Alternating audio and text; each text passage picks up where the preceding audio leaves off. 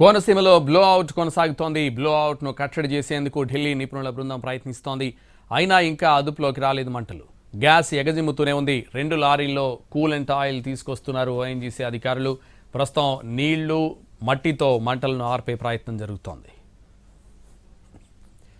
మరోవైపు blow out గురించి మాట్లాడితేనే భయపడుతున్నారు ఇరుసమండ గ్రామస్తులు. భారీ శబ్దాలు మంటలతో గ్రామం అల్లకల్లోలంగా మారిందని అంటున్నారు. పొలాల్లోకి పరుగున వెళ్లిపోయామని గుర్తు చేస్తున్నారు. స్కూల్కి వెళ్లిన పిల్లల గురించి కూడా ఆందోళన చెందామంటున్నారు.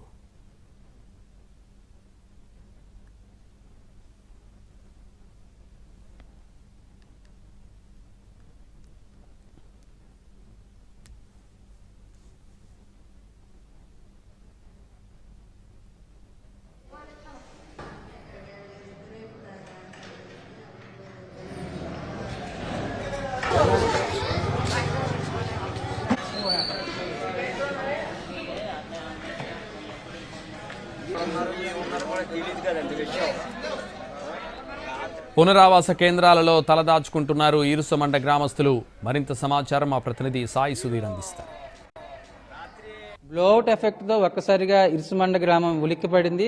మొత్తం వాళ్ళందరూ కూడా ఇరుసుమండ గ్రామస్తులు కూడా బయటికి పరుగులు పెట్టిన పరిస్థితి. ఎందుకంటే ఏం జరుగుతుందో, ఎటువంటి విపత్తు వస్తుందో తెలియని ఆందోళన వాళ్ళందరూ కూడా ఉన్నారు. దానికి అనుగుణంగానే వాళ్ళందరినీ, ఎందుకంటే ఈ బ్లోఅవుట్ ఎఫెక్ట్ అంతకంతకు పెరిగితే కనుక ఖచ్చితంగా ఇబ్బంది ఉంటుంది కాబట్టి వాళ్ళందరినీ పునరావాస కేంద్రాలు తీసుకొచ్చారు. వాళ్ళు ఇక్కడే తలదాచుకుంటున్నారు. ఎందుకంటే కొంతమంది అనారోగ్యంతో ఉన్న వాళ్ళు ఉంటారు, బయటికి రాలేని పరిస్థితిలో ఉంటారు. అంతా కొన్ని నిమిషాల వ్యవధిలో జరిగిపోయింది బ్లోఅవుట్ ఎఫెక్ట్. దానివల్ల వీళ్ళందరూ కూడా కట్టుబట్టలతో మిగిలిన పరిస్థితి. కొంతమంది అయితే కనీసం ఇంటి లోపలికి కూడా వెళ్ళలేని పరిస్థితి. ఎందుకంటే ఈ మంటలు, అదేవిధంగా గ్యాస్ లీకేజీకి సంబంధించి తాము ఆందోళనకు గురయ్యాము. ఖచ్చితంగా ఏం జరుగుతుందో ఏంటో తెలియని గందరగోళంలోకి పడిపోయామని మహిళలు కావచ్చు, అదేవిధంగా గ్రామస్తులు చెప్తున్నారు. కొంతమంది స్కూల్కి వెళ్ళిన పిల్లలను కూడా బయటికి పంపించేయడం, అదేవిధంగా చుట్టూ పరిసర ప్రాంతాల్లో ఏం జరుగుతుందో తెలియని పరిస్థితి, అయోమయం, గందరగోళం ఏర్పడింది. అసలు ఏంటండి, ఏం జరిగిందన్నా? ఎట్లా ఉంది? మీరు ఇంటి దగ్గర ఉన్నారా? మీ ఇంటి దగ్గర ఉన్నాండి, అదే భోజనం చేస్తున్నానండి. అప్పుడు గబాబా వచ్చి మా వారు బ్లోట్ వచ్చేస్తుంది, బయటకు వచ్చేయి అన్నారండి. పర్వాలేదు, కంగారు పడకండి, నేను ఇలాంటిది మా అమ్మగారింటి కాడ చూసాను వాట్సూర్లోను, మీరేం కంగారు పడకండి, పర్వాలేదు, వెళ్దామని గబాబా సదిరేసుకునండి, తాళాలు వేసేసుకుని ఇంకా ఎక్కడ వదిలేసండి వచ్చేసామండి. అక్కడ తినలేదండి. ఇక్కడికి వచ్చాక వీళ్ళు పెట్టారండి, పొట్లాలు తెచ్చిచ్చారండి. తెచ్చిస్తే అప్పుడు ఇక్కడికి వచ్చి 4 గంటలకే తీసుకున్నామండి. 4 గంటలకే తీసుకున్నామండి. మేము ఇక్కడే పడుకున్నామండి, తేజు మీద పడుకున్నామండి, నేల మీద పడుకున్నామండి. తర్వాత ఎవరైనా దుప్పళ్ళు అవి పట్టుకొచ్చి ఇచ్చారు, అవి వేసుకుని పడుకున్నామండి. అంటే ఎట్లా ఉందమ్మా మీకు ఒకసారి చూసినప్పుడు ఏమనిపించింది? చాలా భయం వేస్తుందండి. మాది ఇంటి పక్కనండి, మాకు తోట అడ్డమండి, తోట సీలు అడ్డమండి.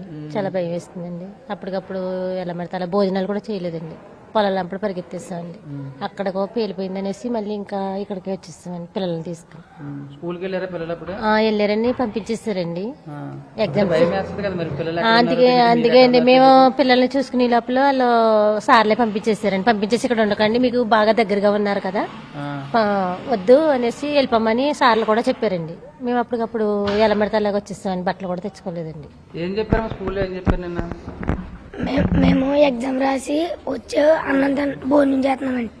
భోజనం చేస్తుంటే మా ఊరి ప్రెసిడెంట్ వచ్చి అది అక్కడ గ్యాస్ లీకేజ్ అవుతుంది పంపేయండి అంటే మా ఎగ్జామ్ సార్ కూడా చూసి వెళ్ళిపోమన్నారు. అప్పటికప్పుడు బ్యాగ్లే పెట్టుకుని అందరూ వెళ్ళిపోయాము. ఇంటికి వెళ్ళారా మరి? అర్థమైందా ఏం జరుగుతుందో? తెలిసిందా నీకు? తిన్నావు నిన్నటి నుంచి? తిన్నా, ఇక్కడికి వచ్చా కదా తిన్నాము. ఏ క్లాస్ నువ్వు? 7th class. మొత్తం స్కూల్ అందరూ ఎంతమంది ఉంటారు మరి? 200 మంది అండి.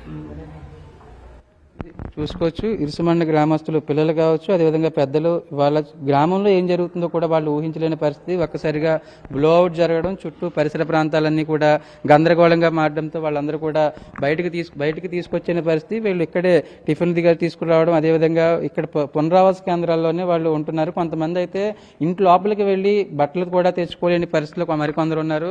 కానీ ప్రాణాలు అరిచేతిలో పెట్టుకుని ఇలా పునరావాస కేంద్రాల్లోనికి పరుగున వచ్చాము. కొంతమంది అయితే చుట్టూ ఏం జరుగుతుందో కూడా తెలియని పరిస్థితుల్లో పొలాల్లో కూడా పరుగులు పెట్టిన వాళ్ళు ఉన్నారు. అసలు ఎన్ని గంటలకు జరిగిందమ్మా? మీరు ఎప్పుడు ఏం చేస్తున్నారు? బాబాలకి వంట చేస్తున్నామండి, స్కూల్లో వంట చేస్తామండి మేము. సరిగ్గా వడ్డింటున్నామంటే ఓ ట్రిప్ వేసామంటే ఇంక రెండో ట్రిప్కి పిల్లలు కూడా పాడేసేసి మేము కూడా వండింది అక్కడ వదిలేసాడు కడగలేదు కూడా ఎక్కడెక్కడ పడి చెదిరిపోయామండి. అక్కడ తెలియలేదండి. ప్రెసిడెంట్ గారు వచ్చి చెప్పారండి స్కూల్లో కొలు మంటలు వచ్చేసండి ఎటు చెదిరిపోయి రాత్రి వరకు మేము టిఫిన్లు కానీ ఏం చేయలేదండి. ఏం చేయాలో కూడా తెలియలేదు నా పరిస్థితులను. షుగర్ నాకు టెన్షన్ వచ్చేసి షుగర్ 200 వచ్చేసింది. అలా అయిపోయిందండి బేబచ్చం గారు. బ్లోఅవుట్ ఎఫెక్ట్ అనేది చాలా ఆందోళన, అదేవిధంగా గందరగోళం పరిస్థితుల్లోకి వెళ్ళిపోయామని ఇరుసుమండ గ్రామస్తులు చెప్తున్నారు. దానికి సంబంధించి కూడా చుట్టూ పరిసర ప్రాంతాల్లో ఏం జరుగుతుందో ఏంటో కూడా తెలియని పరిస్థితిలో తాము ఊరి నుంచి బయటపడ్డాము. పొలాల్లోంచి, అదేవిధంగా చెట్లలోంచి బయటికి గ్రామం నుంచి బయటకు వచ్చే ప్రయత్నం చేశామని గ్రామస్తులు చెప్తున్నారు. కొంతమంది